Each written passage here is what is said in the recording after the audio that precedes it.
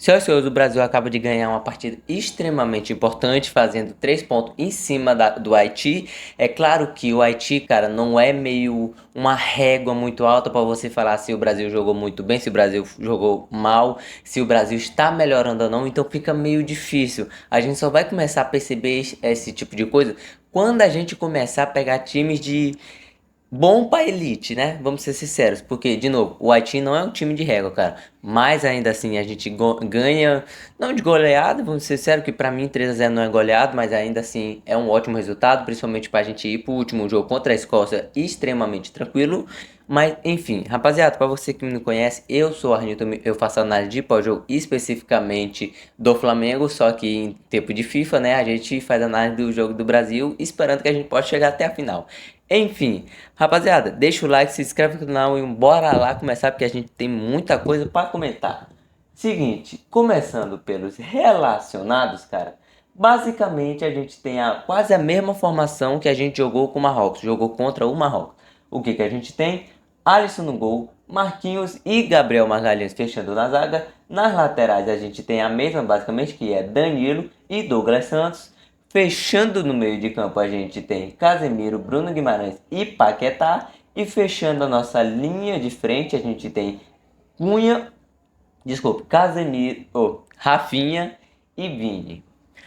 Cara, o Brasil, a gente já sabia que ele era o time superior contra o Haiti, a gente sabia que tinha que ganhar de goleada, e o Brasil vai e faz o que tinha que fazer, cara. Não é mais do que, eu sei que vai parecer de certa forma arrogante o que eu vou falar, mas não era mais do que obrigação o Brasil vencer, cara. O Haiti é um time fraco, né? Então o Brasil tinha que ir lá, tinha que meter realmente 3, 4 gols para ficar tranquilo, principalmente por conta do saldo de gol. Então bora lá. Rapaziada, o que que a gente tem no primeiro lance? A falta em cima do Vini. Vamos ser sinceros aqui, isso daqui é de amarelo para quase um vermelho. Se a gente olhar o lance basicamente devagarzinho, o que que a gente tem? Se liga só. O Vini ele vai na bola e o cara acerta só a perna. Ele meio que desvia na bola, mas acerta a perna. Cara, isso entra num questionamento de o juiz, eles estão com medo de apitar o amarelo, que se eu não me engano, isso daqui acontece com 2 minutos de jogo. Eles estão com medo de apitar o amarelo. Eles estão com medo de se queimarem, cara, na Copa, porque não é possível, cara. Não é só como um lance aqui do Vini, porque você até poderia dizer, ah, mas é um lance isolado com o Vini, aconteceu só com ele. Não, cara. Aconteceu também com o jogo contra o Messi, só que o do Messi foi para vermelho e o juiz não teve peito para expulsar. No próprio jogo aqui do Brasil, teve um lance, cara, para não dizer que eu tô sendo clubista pro lado do Brasil, o lance do Douglas Santos, se eu não estiver enganado, o Douglas Santos, ele vai tentar, ele chega atrasado, ele acerta a perna do jogador do Haiti e não toma amarelo, é só uma falta. Não faz o menor sentido eles não darem amarelo ou não darem vermelho para determinadas situações, porque fica parecendo, cara, que eles estão simplesmente com medo de apitar.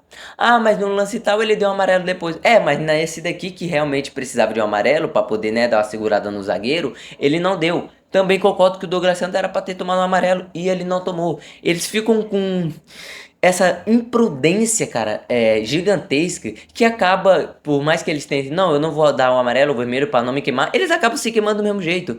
Então eu acho sim que é mais bizarro ainda que tem a VAR e o VAR não chama, e mesmo que não precise chamar, ele não influencia de certa forma, ó, esse lance aqui é para amarelo, é melhor você revisar amarelo para vermelho, então é melhor você revisar. E fica por isso mesmo, cara. Eu acho que os juízes vão continuar apitando assim. O que mais me preocupa de verdade, cara, é lance como esses acontecem nas oitavas para quarta, para semi, para final. Eu espero que isso não aconteça com o Brasil, cara, porque vocês vão ver o bicho pegando, sendo bem sincero. Enfim, cara, o que que a gente tem no lance seguinte? Ah, eu até ia esquecer de comentar, cara, dele. Falando do Douglas Santos, eu quase esqueci. Cara, a gente tem que tirar o chapéu pro Douglas Santos. Vamos ser sinceros aqui.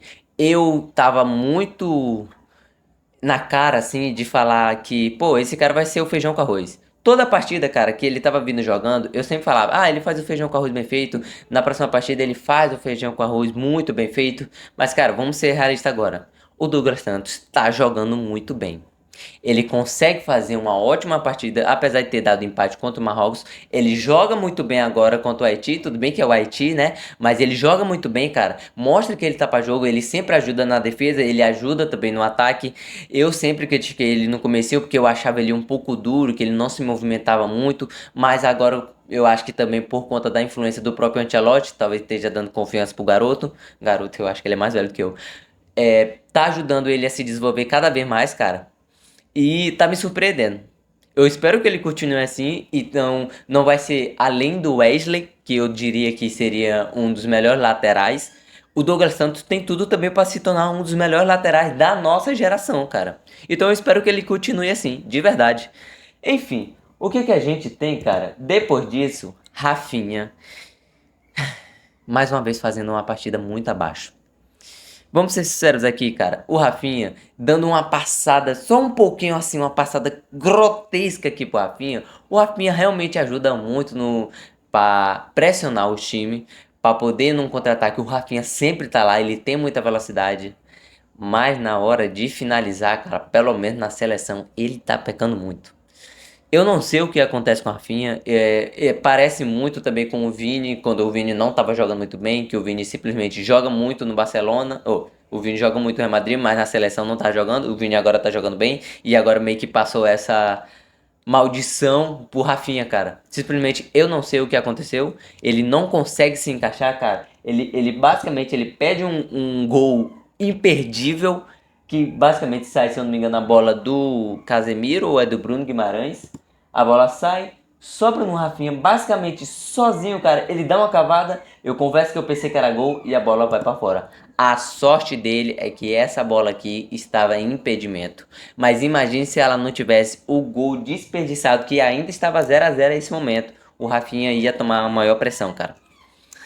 E depois disso, cara, o Rafinha, ele sente a lesão. Confesso que até o momento a gente não sabe o que aconteceu, não sabe se foi cãibra, não sabe se foi um rompimento, porque ele botou a mão atrás posterior. Disseram também que ele tava com bolha no pé, mas eu acho que provavelmente foi alguma coisa superior, da posterior, porque ele meio que sentiu.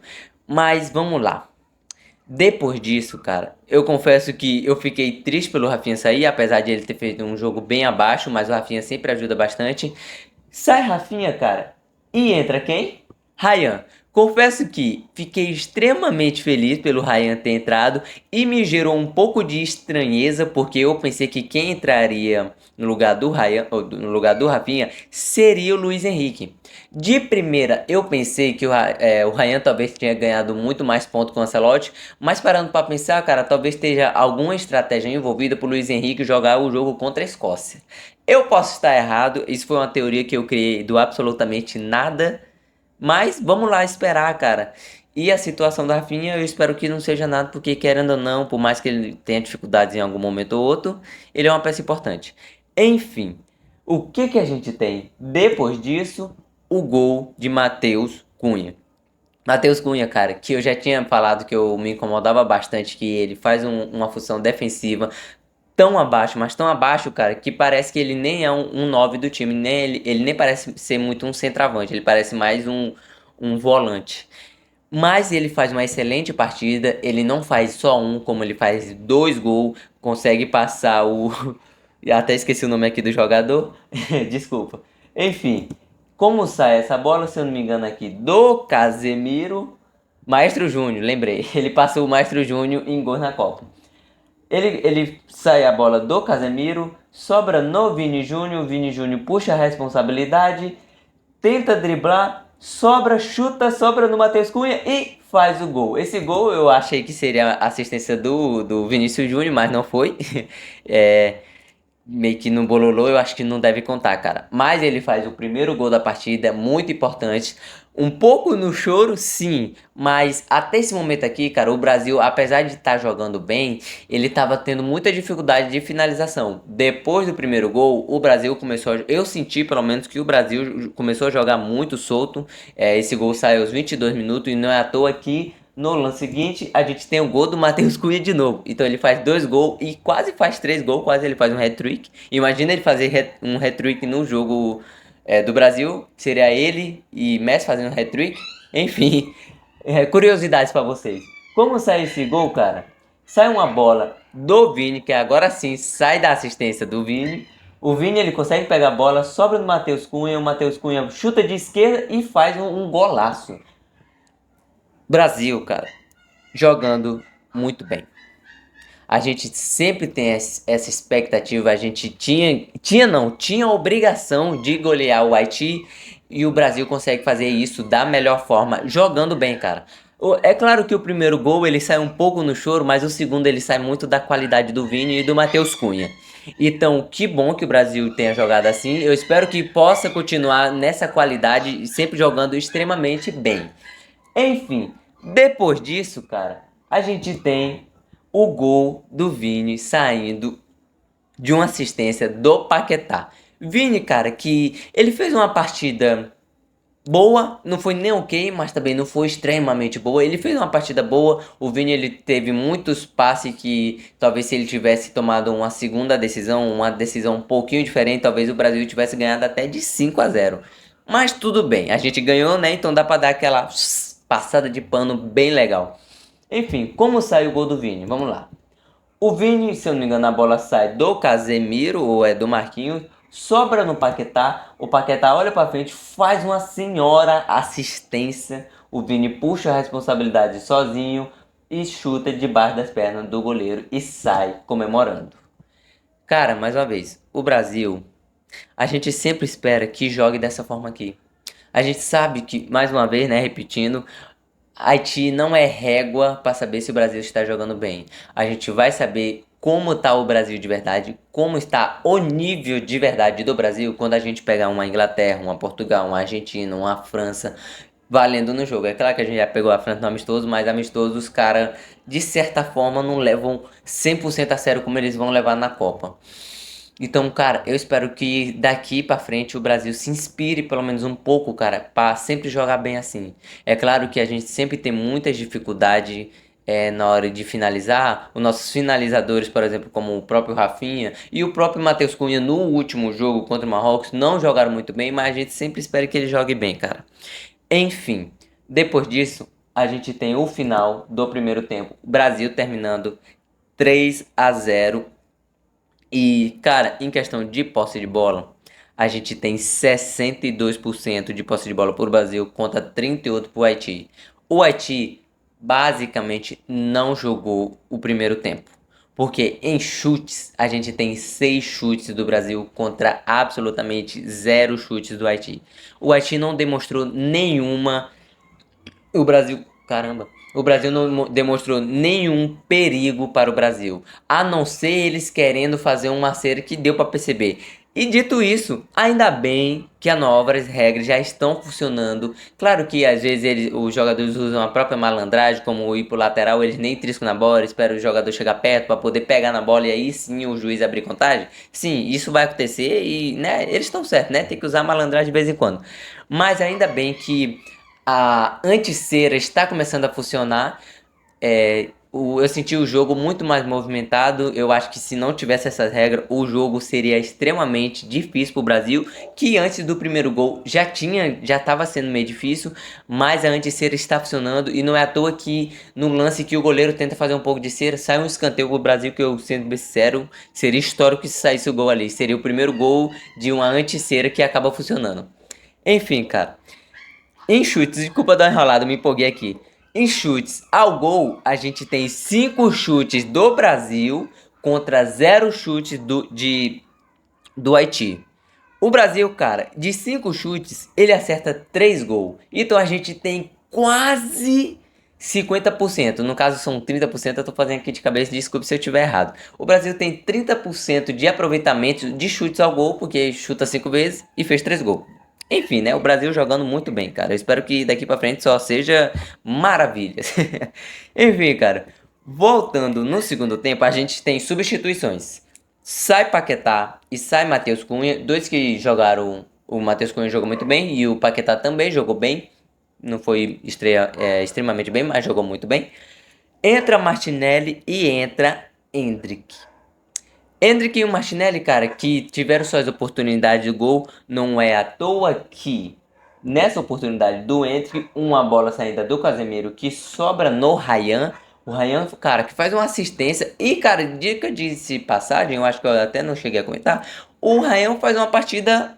Tá, ele tava lá, cara. Eu esperava muito mais do Ryan. É claro que com o tempo, talvez com ele ganhando mais oportunidade, ele vai começando a ganhar confiança e acaba conseguindo fazer jogos bem melhor do que ele fez hoje. Ele fez uma partida ok, ele não atrapalhou o time e isso já é algo favorecido para o Brasil. Uma bola saindo do Casemiro por Ryan. O Ryan sobra assistência no Endrick. O Endrick pega a bola sozinho, chuta e bota de novo debaixo das pernas e sai comemorando. E é uma pena que essa bola tenha sido que o Endrick estava impedido, porque meu Deus do céu, se sai um gol do Endrick daqui, provavelmente ele seria titular contra a Escócia. E o Ryan também. Enfim, cara, além do próprio Hendrick, o Martinelli também teve sua oportunidade que bate na trave. Eu até esqueci de botar a imagem aqui, mas ele recebe uma bola do Vini, que o Vini meio que recebe de costas, sobe no Martinelli, ele chuta na trave e quase faz o gol. Esses dois jogadores entram e fazem tanta diferença? Não, não faz tanta diferença assim. Mas eles geram oportunidades que talvez uma questão de sorte teria sido o gol e provavelmente o Brasil teria ganhado de 5-0 ou 6-0. Enfim, o Brasil ganhou, é isso que importa, cara. Enfim, rapaziada, basicamente o jogo termina assim. O que a gente tem? O próximo jogo é contra a Escócia, dia 24. O Brasil, ele termina em primeiro lugar e isso é muito importante, principalmente do saldo de gol, que a gente tá com mais de 3 gols de saldo de gol. A gente termina com 4 pontos em cima de Marrocos. Se eu não me engano, Marrocos ganhou de 1-0 ou é 2-0 em cima da Escócia. Me corrija aí nos comentários se eu tiver errado. Mas ele ganhou de 1 ou foi 2-0. A gente termina extremamente bem. A gente pode ficar um pouco mais tranquilo? Sim, mas a gente não pode ficar extremamente relaxado porque tudo pode acontecer se os próximos jogos o time conseguir. O Haiti não, o Haiti já foi pra merda aqui. Mas talvez o Marrocos possa ultrapassar. A Escócia também não pode dar brecha porque a gente só tá com um ponto de diferença. O jogo de Marrocos e o Haiti, vamos torcer pro Haiti pelo menos segurar um empate pro Marrocos não sobressair por cima de nós, né? Enfim, rapaziada, basicamente esse foi o vídeo. Eu espero muito que vocês tenham gostado. O Brasil jogou extremamente bem. Eu acho que eu não tô esquecendo absolutamente nada. Eu acho que não. Seguinte, rapaziada. Se você concorda com tudo que eu falei aqui, bota aqui nos comentários, deixa o like. Rumo a 900 inscritos, rapaziada. A gente tá tão perto. Se eu não tiver enganado, tá com menos de 3 inscritos para 900, cara. Estamos chegando a uma marca que, sendo bem sincero, eu achei que a gente não chegaria. Todo inscrito aqui é extremamente importante, independente se a gente chegar a 900, 1000, pô, imagina a gente chegando 2000 seguidores, vai ser sensacional. Então, rapaziada, deixa o like, se inscreve no canal, rumo a 900 inscritos e vamos partir para o Hexa. Tamo junto, é nóis. Falou.